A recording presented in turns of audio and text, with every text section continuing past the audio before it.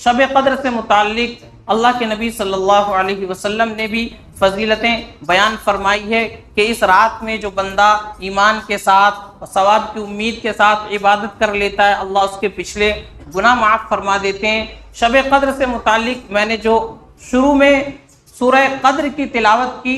اللہ نے اس میں تذکرہ فرمایا انا انزلناہ فی لیلۃ القدر، کہ بے شک ہم نے اس قرآن کو شب قدر میں نازل کیا ہے۔ وما ادراک ما لیلۃ القدر، آپ کو معلوم ہے شب قدر کیا چیز ہے؟ لیلۃ القدر خیر من الف شہر، شب قدر 1000 مہینوں سے بڑھ کر ہے، یعنی اس رات میں جو بندہ عبادت کرتا ہے 1000 مہینوں کی عبادت سے بڑھ کر اس کو ثواب ملتا ہے۔ کتنا بڑھ کر ملتا ہے؟ 10 گنا، 20 گنا، 40 گنا، اس کی کوئی قید نہیں ہے۔ 1000 یعنی 83 سال کی عبادت کا ثواب شب قدر کے اندر عبادت کرنے پر ملتا ہے۔ تو اللہ تبارک و تعالیٰ نے ہماری اور آپ کی اور اس امت کی عمر مختصر رکھی ہے۔ 60 سے 70 کے درمیان اللہ کے نبی نے فرمایا میری امت کی اوسط عمر ہے، یعنی عام طور پر لوگ 60-70 سال اس امت کے جئیں گے، لیکن اللہ نے کچھ اوقات، کچھ مہینے، کچھ دن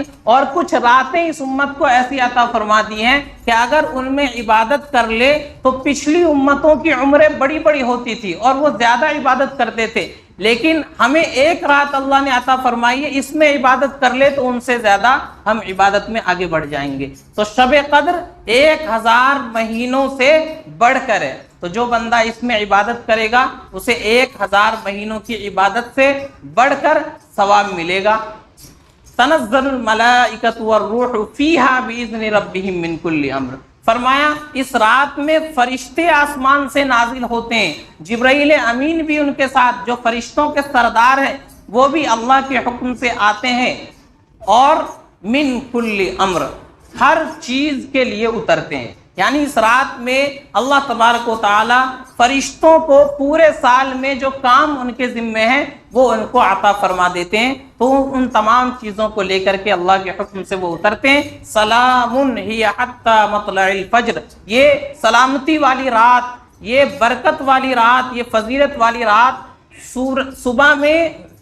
طلوع فجر تک رہتی ہے، یعنی جب تک صبح صادق نہ ہو جائے اس وقت تک یہ سلامتی والی رات رہتی ہے۔ تو یہ اتنی مبارک اور بابرکت رات ہے، تو ہمیں اور آپ کو اس رات کی بھی تلاش کرنی ہے۔ اللہ کے نبی نے فرمایا شب قدر کو رمضان کے آخر عشرے کی طاق راتوں میں تلاش کرو، یعنی رمضان کا آخری عشرہ ہو، آخری 10 دن، اور اس میں بھی جو طاق راتیں ہیں یعنی 21، 23، 25، 27 اور 29۔ اللہ کے نبی علیہ السلام نے فرمایا کہ مجھے شب قدر سے متعلق بتایا گیا، یعنی تعین کر دی گئی تھی کہ شب قدر کون سی رات میں ہوتی ہے، تاریخ متعین کر دی گئی تھی۔ میں باہر نکلا تاکہ تم لوگوں کو خبر دوں، لیکن دیکھا کہ 2 آدمی جھگڑ رہے ہیں،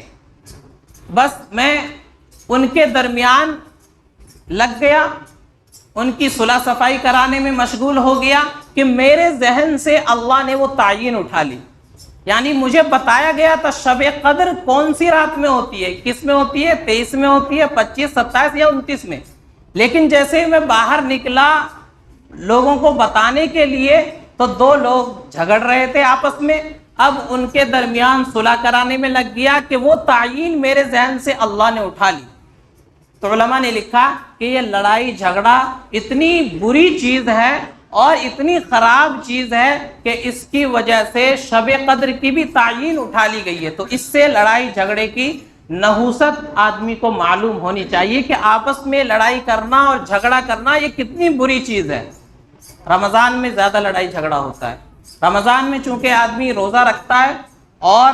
ہر ایک آدمی پاور میں ہوتا ہے، تو لڑائی جھگڑے کا امکان رمضان میں زیادہ ہوتا ہے۔ تو اس لیے ہمیں اور آپ کو چاہیے اپنے غصے پر کنٹرول کرے، لڑائی جھگڑا نہ کرے۔ لڑائی جھگڑا اتنی بری چیز ہے کہ اس کی وجہ سے آج ہمیں معلوم نہیں شب قدر یقیناً کس رات میں ہوتی ہے، اللہ کے نبی نے فرمایا۔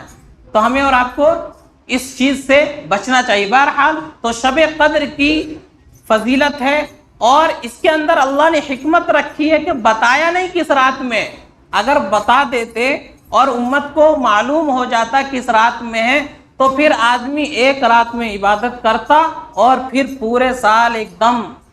سب کچھ بیچ باچ کے سو جاتا، اس کے بعد کوئی عبادت نہیں کرتا، رمضان کے آخر عشرے میں کوئی جاگتا نہیں، کوئی عبادت نہیں کرتا، کوئی تلاوت نہیں کرتا، کوئی اللہ کا ذکر نہیں کرتا، کوئی اللہ کے سامنے روتا نہیں، تو اس لیے اللہ نے اس کو پردے میں رکھا تاکہ اس کی تلاش میں آدمی کم سے کم 5 رات تو عبادت کر لے۔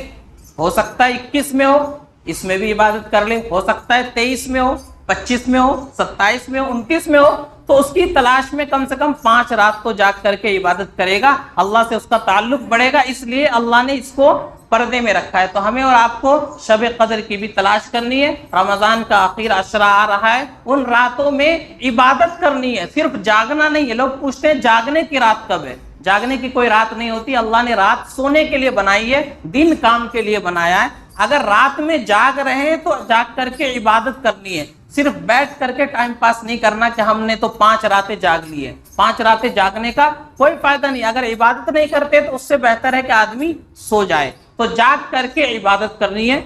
اور جو آدمی میں نے بتایا اعتکاف میں بیٹھے گا اس کو تو شب قدر نصیب ہوگی۔ اللہ کے نبی نے فرمایا کہ اعتکاف میں بیٹھنے والے آدمی کو اللہ بغیر کیے